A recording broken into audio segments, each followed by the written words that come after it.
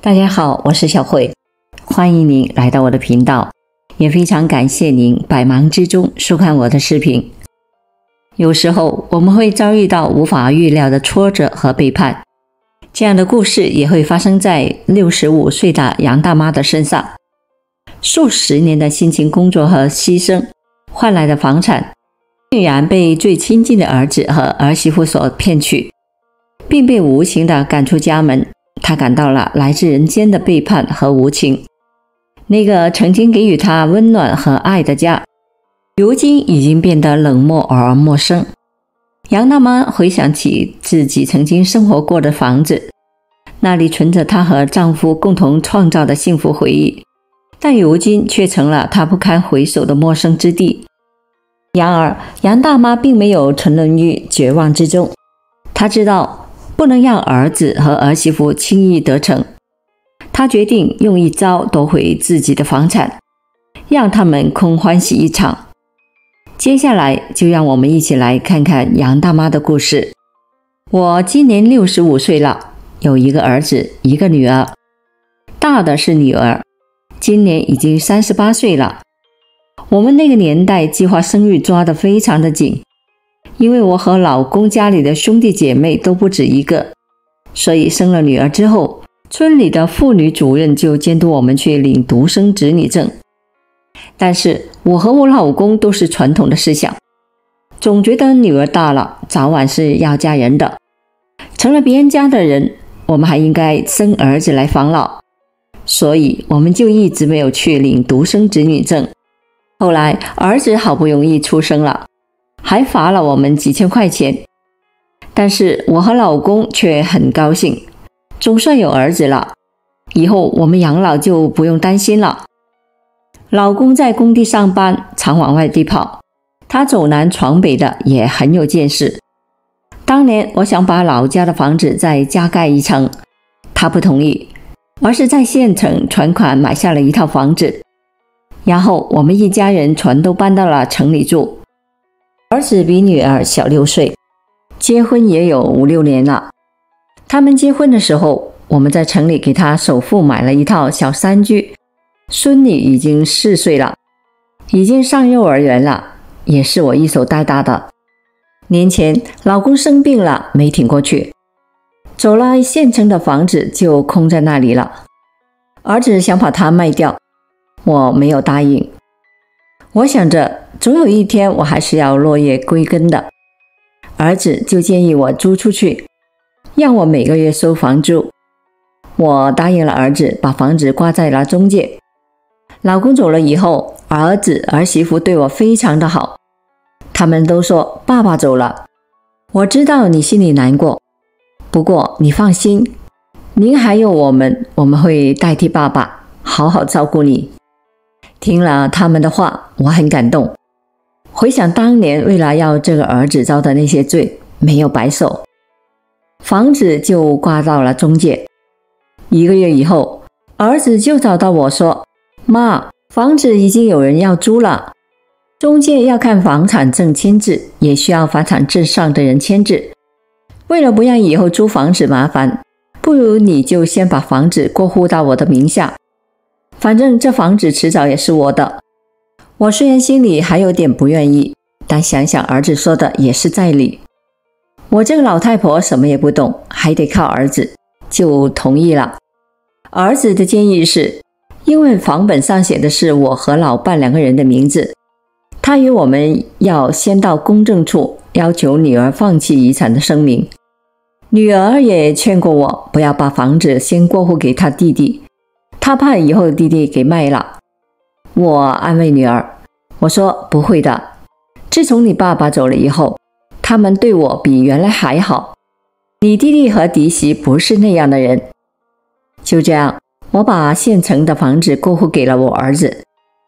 前不久，儿子儿媳突然找到我，儿子说，妈，您带了这么多年的孩子，也是辛苦您了。您儿媳说，这以后不用你接送孩子了，她让丈母娘来替您，您好好休息吧。我一听就有点慌，我忙问他，那我以后干嘛呀？儿子说，要不然你回老家享几天福。我试探地问儿子：“我回哪个家？你不是说县城的房子已经租出去了吗？”“回乡下那个家呀。”我儿媳妇这时候说。我说：“乡下那个房子还能租人吗？”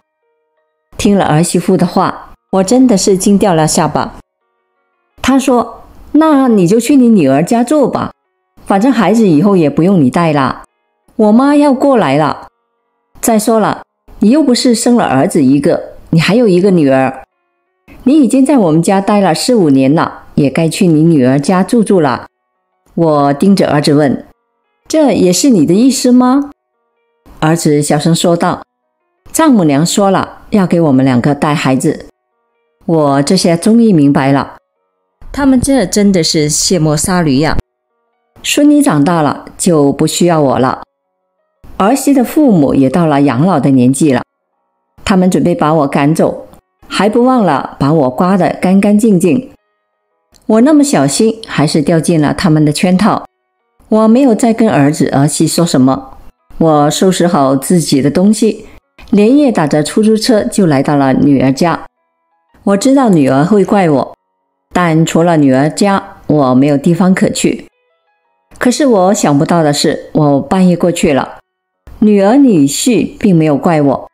他们听了我的来源后，反而安慰我说：“算了，你就安心住在我们这里吧，他们靠不住，你还有我们呢。”我对女儿说：“不行，我是咽不下这口气的，我非得把房子要回来，不然那个房子早晚会给他卖掉了。”女儿说：“那怎么办呢？”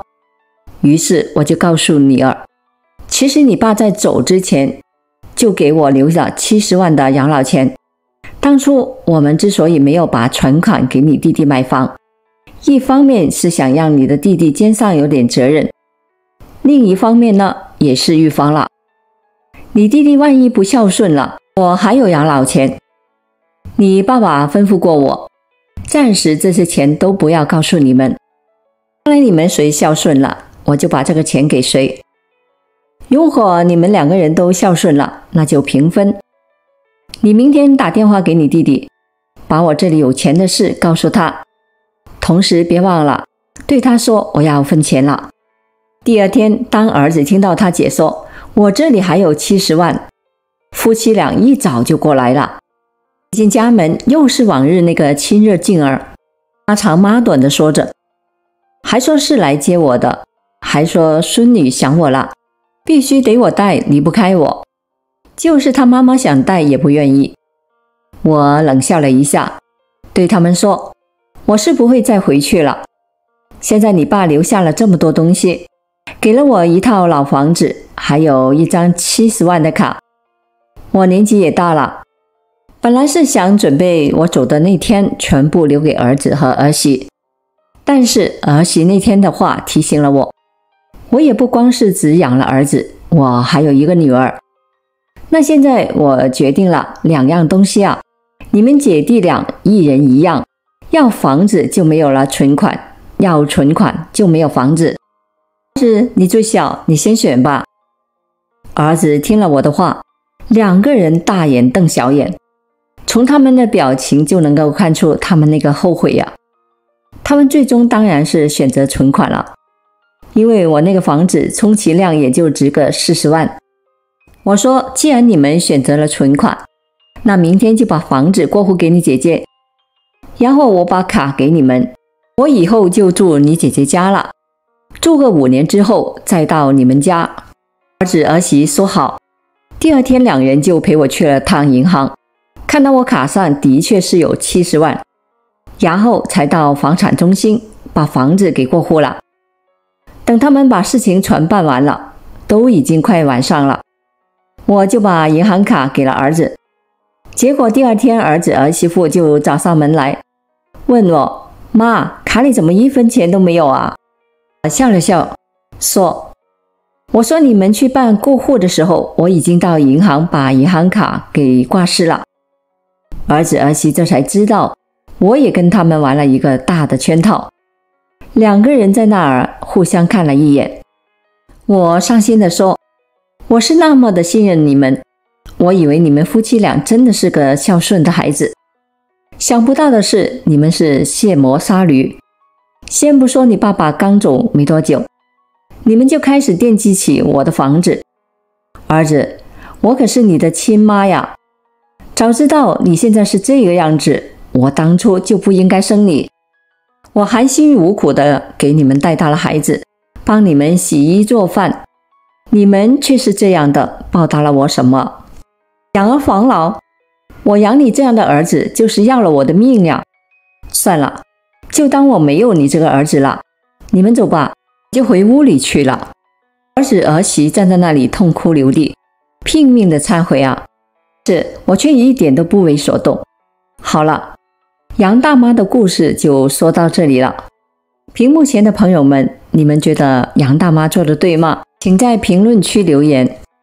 杨大妈的坚韧和智慧，让她摆脱了被背叛的阴影，重新找到了自己的幸福和宁静，也通过了选择原谅和理解，她与女儿建立了一个更加亲密的关系，共同的面对挑战，创造了一个新的家庭纽带。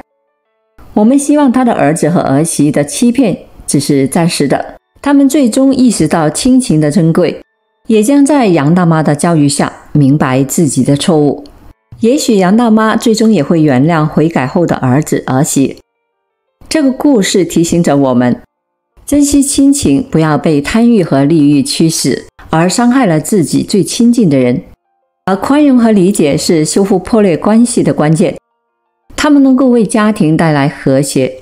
通过杨大妈的故事，我们看到了人性的复杂性和善良的力量。无论我们在面临怎么样的背叛和痛苦，我们都可以通过勇气和智慧，找到解脱和重建的道路，找到自己的幸福晚年的路。好了，朋友们，今天所分享的视频内容就到这里了。非常感谢您的支持和鼓励，我们下期见。